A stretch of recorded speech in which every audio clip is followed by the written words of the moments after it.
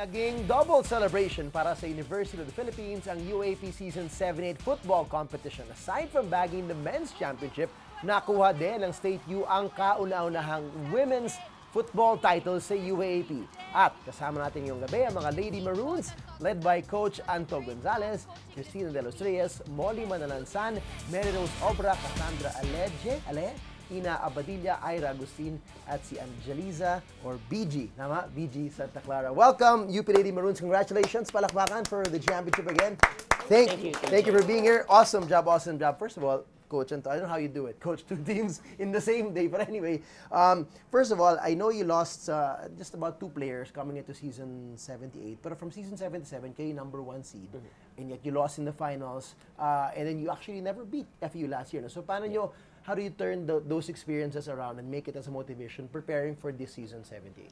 Last year was the first time for everyone to be in the final. Okay. So medyo masakit yung pagkatalo, pero at least they knew how it felt.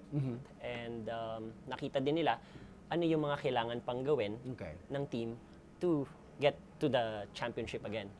And actually win it. And that's what we tried to do during the off-season and pre-season. Okay, yun yung pinaghandaan mo. So you kept that as a motivation till the end. Okay, let's start with Cassie. Can you pass the mic to Cassie in the back? You guys came in this time, last year number 1 seed kayo, and then this time DLSU was the number 1 seed. Ano yung feeling na pumapasok kayo sa finals na undefeated sila? Never nyo sila natalo.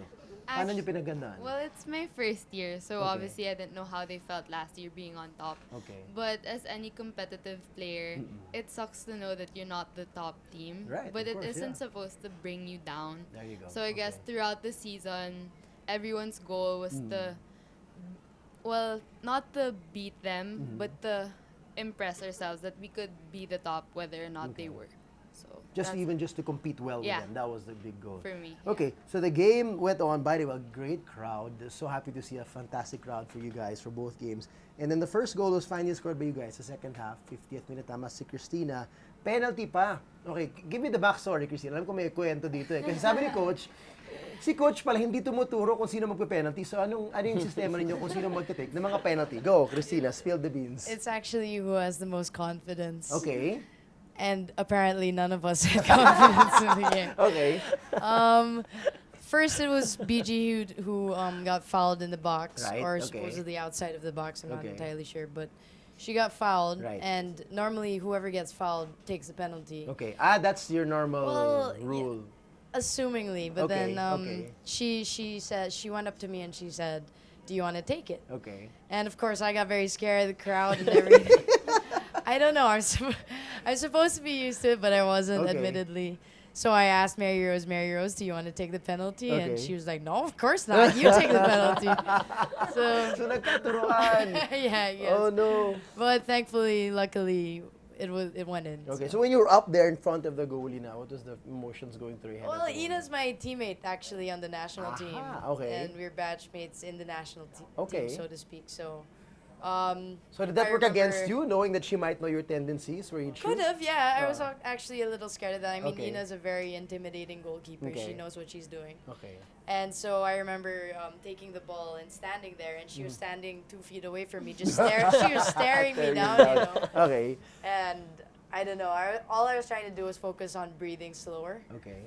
and hopefully, well, I mean, it went in. So That always helps. So Yeah. good job. So you broke the ice, okay. And then, okay, I want to ask Ira, so we'll pass the mic around. Ira, they tied it right after, 10 minutes? And that's pretty quick, di ba? How did you guys feel na when they got the penalty and they tied it? Sige, aminin mo na on Siya ba air. nag-foul? Sumamba ba ako? Siya nag-foul. Ang galing ko, I was going random. Sorry about that. But, so, I mean, so you made the foul. How did you feel? Just of course, now you feel better, you won. But at that moment, what was the feeling that you had? And then your teammates, how did you get together after the goal? After nung goal, actually kasalanan ko kasi yun. Yung foul, okay. Handball, ito sa handball. I got a yeah, yellow right, card that okay. time. Oo. And then, nung na-shoot, parang na-down ako actually. Okay. Pero yung mga teammates ko, sila na mismo yung nag-push sa akin na parang, kaya mo yan, bumawi ka, makabawi ka naman eh. Okay. So lahat kami actually, yung buong team, it was a good response nung nakascore yung Lasal. Lalo kaming naganahan palalo para bumawi at mapanalo yung And championship. of course, you never let them score anymore. So Yes. nakabawi talaga yung defense after that. But then, the highlight of the match, that incredible header, si BG, grab the mic BG. I don't even know what you call that. Tinanong kasi coach ito, wala daw tawag din eh. Pero ang dramatic eh. I watched it in slow-mo several times or seeing it again now. First, the corner, na medyo short, and then somebody who's not here, no, yung parang binicycle niya. Who's that? Eloisa. Eloisa, Our parang defender. flipped it over. Nung nakita mo na papunta sa yung bola, anong iniisip mo? Did you wanna put it down? Did you wanna flying bicycle kick? What went through your head? Anong iniisip mo na? Nakita ko na siya talaga papunta Okay. sa akin. Tapos, nagdadalawang isip ako kung i-control ko or didiretso So may ko option ka nga na i-control Oo. mo bababa mo. Pero Okay. nung naisip ko na, ang hirap kasi may papunta sa aking Yeah. kalaban. Mm-mm. Kaya nung malapit na talaga, hined ko na lang diretso. As in, alam kong nasa likod ako ng Correct. may yung goal, nasa likod ko right na yung behind goal. you, oh, correct. So, yung inisip ko na lang, ginanon ko na lang Oo. talaga yung bola. Kaya, yun. Para mabali-bali leg mo din, no? Ang Sabi galing nga eh. eh. Ang ganda eh. Dami nga nagtanong sa akin, hindi pa sumakit yung leg mo. No? Hindi ba? Hindi. Wala ka na maramdaman sa moment din. Adrenaline na Saya eh, na no? yung naramdaman. Ang nakakatuwa pa, hindi ka naman katangkaran compared to everybody else. So, bihira ka sigurong matarget na headers. Sobra. Galing. Okay, so again, amazing 2-1 win. Okay, so after the big win, syempre, hindi mapansin, coach and girls, na kaagad-agad lumabas yung banner for Rogie. No? Syempre, part of it kayo, actually ako medyo nagulat ako kasi I thought it would be more of the men's team carrying that battle cry. Pero pati kayo, I want to ask Mary Rose, what is that like? I mean, for the men's and the women's team, dinedicate niyo yung season para kay Rogie. Kamusta yung inspiration yun throughout the season and in the final game? Sobrang, oh my, wait. It's okay. Kaya mo yan. Well, nung nasa finals kami, sobrang nakakaba kasi it's, parang since last year we were there and we lost it. This time we're like, babawiin namin yan and it will be for For Rogie. Rogie. So it kind of added more pressure. kahit Yeah. paano. But then, obviously, parang he was there in spirit talaga to Yeah. deliver not one, but 2 championships. Okay. So in line with that, I found out during the match, coach, that you guys, you train them sometimes with the boys pala. Tama ba? Paminsan-minsan. What's that like? Why do you mix them up once in a while? Different time sched sila. But sometimes I let some of the boys Okay. play Mix with up with the them. with the girls. Okay. So para at least yung speed ng boys maka-adjust sila. Okay. And yung pace ng game. Right. So it's a very good defensive practice for them. So, I want to ask one of the girls, Ina, what's it like? You know, the experience of training with the boys as well. And parang nabubuo rin yung family atmosphere talaga ng buong UP football community ng men's and women's. Kamusta yun? So since Coach Anto has taken over, it's really built a spirit of community, especially between the men's and women's. Because we celebrate a lot of occasions together. Like for Rogie, we really teamed up together to try and raise funds for him, and we would sort of team up to make sure that he always had a visitor.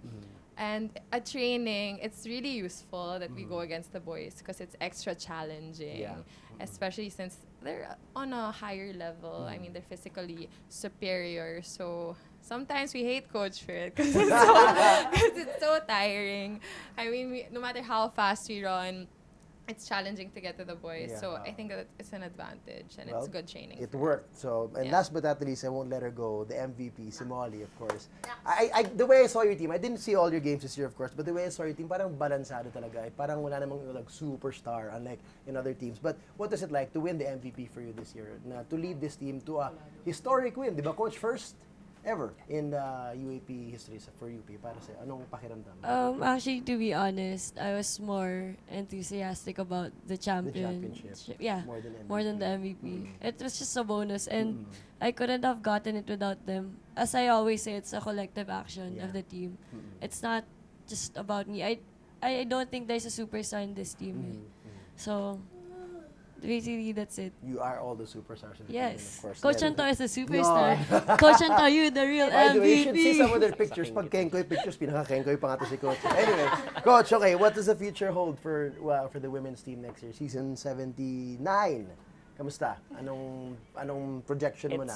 I think in my 3 years with the team, this is gonna be the most challenging year in terms of preparation. We're losing a lot of players, influential players, but we're quite confident in the young players that we have. We have a few players who can step up who weren't in the lineup the past season. So yeah, I think it's all a matter of preparation and having that right mindset. Now, okay, we lost some influential players, but we just have to step up. Will winning the championship now add pressure to them next year, or will it, can turn it to a added motivation? You learned a lot. You learn a lot from losing. You can also learn a lot from winning, of course. Our philosophy naman is kahit manalo kami, manalo matalo, it's always the performance. Okay. That's what we assess. So the day after our finals game, pinanood ko yung game and I saw a lot of problems. Okay. So yun yung tatry namin ayusin. Perfectionist talaga.